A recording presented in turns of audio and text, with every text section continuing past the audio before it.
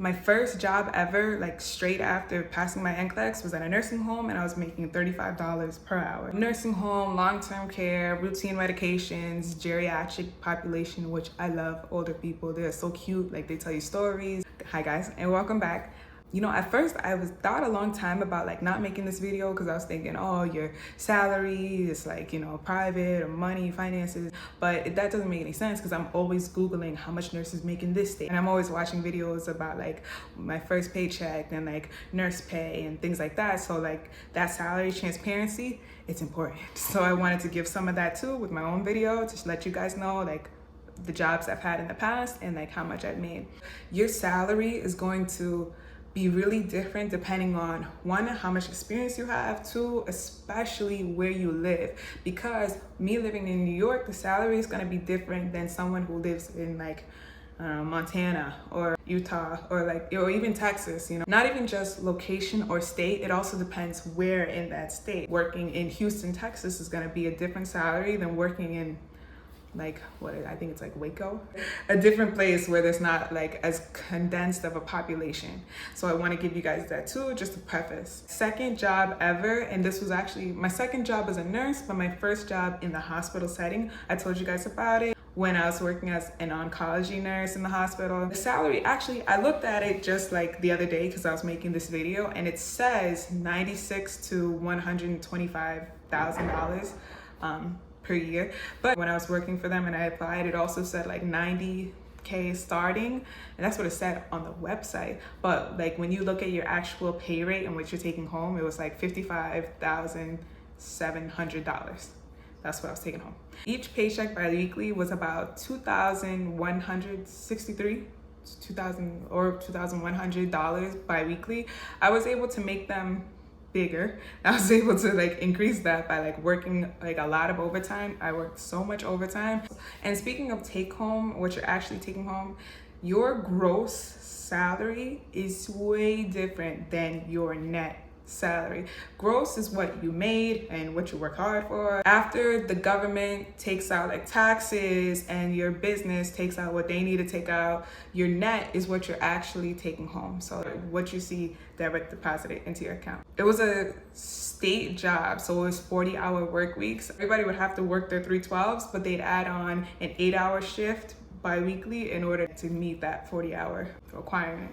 But I think at most I was able to make like $3,800 bi-weekly. That was with like a lot of overtime. A lot of people were working like crazy. A lot of people on that floor were picking up a lot just because we needed so much help. There are nurses I saw that were working like 6 days a week, 6 12-hour shifts. It was crazy. And even I would just work 12s back to back to back. But the paycheck does look really, really good, but it's like treasonous work, you know, it's like horrible for your body. You feel it physically and mentally, and it's just not really good. It looks good when you finally get that paycheck, but then you almost like, you miss out on a lot of life because you're working 12 hours and you gotta sleep and go back to work. You're literally sleeping, eating, going back to work. So I don't recommend picking up a whole lot of overtime unless maybe you're aiming for something, but like whatever you're aiming for, the time that you have to do different things with that time, it's probably worth a lot more. You start to lose money if you work a whole lot of overtime. If you work a lot of overtime in the same week, they're gonna just tax so much of your paycheck. Try to split it up. Do it like, if I did overtime, this much overtime this pay period, I'm gonna do that much overtime the next pay period. I wouldn't just do it all in one pay period because they're gonna tax all of it. Another thing I wanted to mention was like negotiating. You're gonna be able to negotiate a lot more once you have more experience under your belt. It's hard to negotiate when you're just a brand new nurse because one, you don't really know how, and two, you don't really have a lot of grounds to. If you have more experience, you'll be able to negotiate with your employer for a better pay rate. Especially when you have 1, 2, especially 3 years of experience, you'll be able to negotiate better. And also you'll be better at talking to about what you want. Always ask for an absurd amount or just a lot more than what they're offering you. Never take the first offer. If they're saying that, and also just keep in mind, these hospitals need nurses. If they are saying, we can give you $75,000, that's what we can give you. You say 90 or nothing. And then they'll say, look, 80 is all we can do.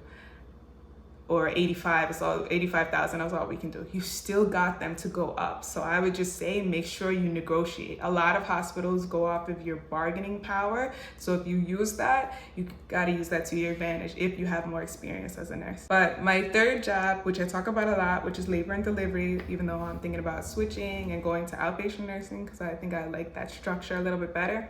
It was $49.82 per hour. We got a pay raise, like a pay increase. Anybody who worked 12 years or less got a pay increase. I can't tell you why. There was a high turnover rate within the hospital. I think they just wanted to keep the younger generation longer. I don't know. From $49.82 an hour to about $53 per hour. Also, I moved from day shift to overnight, so there was also that night shift differential of about $2.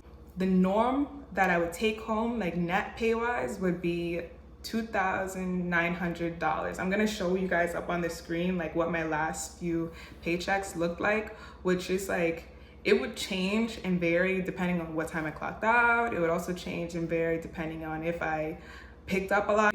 They have like this like cool overtime policy where like, if they needed help and you were signed up for overtime, you were basically on call. If they called you in, you would get your hourly rate plus half plus the $20 per hour. So time and a half plus $20 per hour, which was really good. And which I think that would add up to like $99.50 an hour.